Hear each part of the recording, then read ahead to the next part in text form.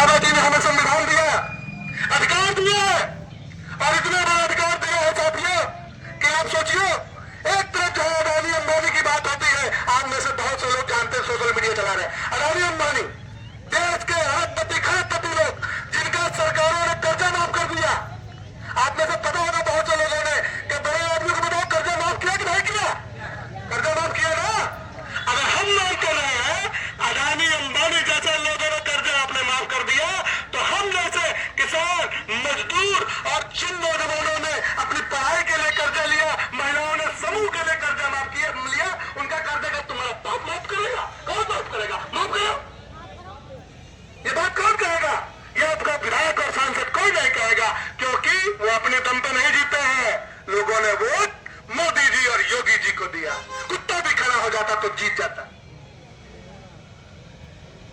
अंधे हो चुके थे लोग। अब भी मौका है सरकार के पास, अपनी गलतियां अगर सुधारती है तो ठीक है। हम लोग नरम दिल के हैं, किसान हैं भाई। हम लोग जब किसी अधिकारी के पास जाते हैं, वो तो हमें गेट के अंदर भी नहीं आने देता।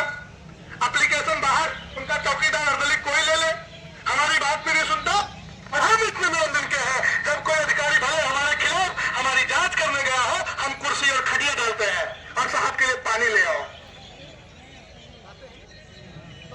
एक तरफ हमारे माननीय मुख्यमंत्री जी ईमानदार नेता, ईमानदार उनकी छवि, और दूसरी तरफ भ्रष्ट लोगों की भर्ती जो हुई है, अधिकारियों की भर्ती कर रखी है। इस तरीके से वसूली करते हैं ये लोग कि सरकार का नाम खराब कर रहे हैं। 6 दिन बाद आज प्रशासन जागा और जांच करने के लिए गांव गए हैं। जो यहाँ के हमारे साथी बैठे हैं धरने पर, उन्होंने बताया कि आज किसानों की जो जमीन के मामले थे, उस जमीन के मामले में आज गांव जांच करने के लिए गए। यहाँ पर 200-250 किसान, मजदूर, माताएं, बहनें आंदोलन पर बैठी है। कितना भी कम खर्चा है तो रोज का कम से कम 10 से 15 हजार रुपए खर्चा हो रहा है, जिसमें सब गरीबों का खून पसीना मिला है। किसी ने 100 रुपए दिया है, किसी ने 50 दिया है, किसी ने 200 दिए होंगे।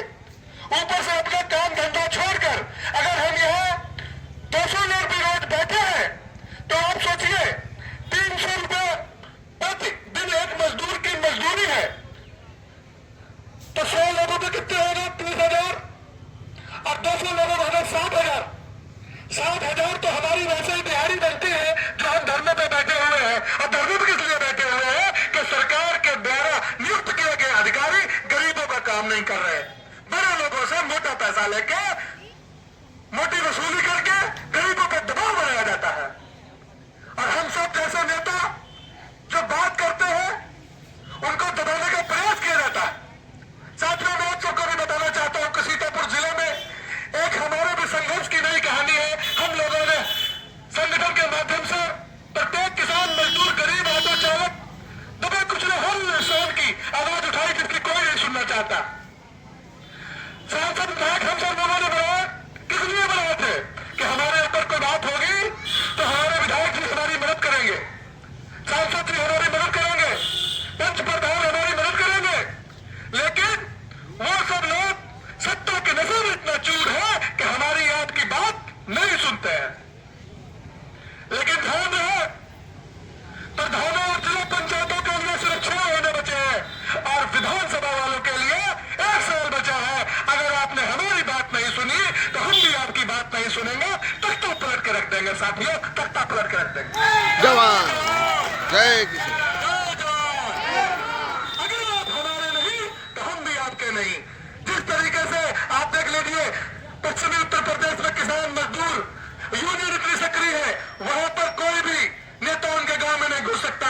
अगर नेता ने गांव में काम नहीं किया है, विधायक ने अगर अपनी विधानसभा में काम नहीं किया है, तो अपने अपने विधानसभा में, अपने अपने गांव में आप लोग खुद अपना लट लेके खड़े हो जाओ। जब विधायक वोट मांगने आ जाए कि अगर 5 साल में आपने काम नहीं किया, जब हमारा खेत दबाया गया आपने काम नहीं किया, हमें जब खाद मिलनी थी आप सो रहे थे, जब हमें बीज मिलना था तो आप सो रहे थे, जब हड़ताल में हमारे लोग भर्ती थे तो आपने हमारी बात नहीं सुनी। अब यहाँ वोट मांगने आए हो, ऐसे विधायकों पर आप डंडा लेके जुट जाओ, और जिस दिन आपने डंडा उठा लिया, पूरे देश की सत्ता बदल जाएगी। और जब सत्ता बदलेगी, सरकार बदलेगी, और सरकार बदलेगी तो आपकी बात जरूर सुनी जाएगी।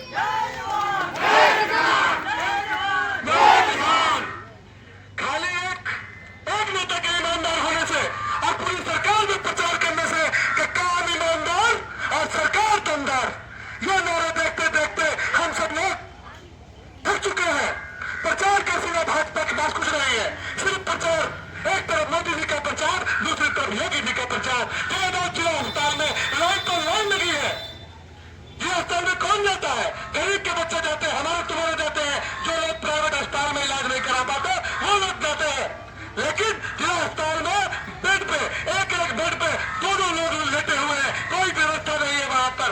डॉक्टर एक डॉक्टर तीन विभाग दे रहा है, देख रहा है। जिस डॉक्टर को पता ही नहीं है, नाक कान गले का डॉक्टर हड्डी वाले रूम में बैठा है, हड्डी वाला डॉक्टर दूसरा वाले में बैठा है। तो नियुक्तियां नहीं की गई, डॉक्टरों की कमी, अस्पताल में बेड की व्यवस्था नहीं। क्या कर रही है सरकार? सरकार कहती है सरकार ईमानदार काम दमदार। वाह भाई वाह! अगर सरकार ईमानदार काम दमदार है तो हमारे इन किसानों, मजदूरों, नौजवानों के साथ बेईमानी क्यों करते हैं आपके अधिकारी? किसान प्रधान देश है हमारा, किसान को वरीयता दी जाती है, लेकिन सिर्फ बातों में, सिर्फ कहने में। किसी भी अधिकारी, छोटा अधिकारी है लेखपाल सबसे छोटा अधिकारी है किसान के लिए, लेकिन सबसे ज्यादा अगर कोई भ्रष्ट है, बताओ साथियों, लेखपाल है कि नहीं है? हाथ खड़े करके बताओ। अगर लेखपाल सही रिपोर्ट लगा दे तो आपको कानून के पास नहीं जाना पड़ेगा, तहसीलदार के पास नहीं जाना पड़ेगा, एसडीएम के पास नहीं जाना पड़ेगा। लेकिन लेखपाल अगर आपको एक इंतखाब भी कटाना है, उसके लिए भी 500 से 1000 रुपए वसूलता है कि नहीं वसूलता? वसूली का अड्डा बनी हुई है यूपी सरकार। और योगी जी फिर हम आपसे कह रहे हैं, अभी भी वक्त है आपके पास, 1.5 साल है। 1.5 साल में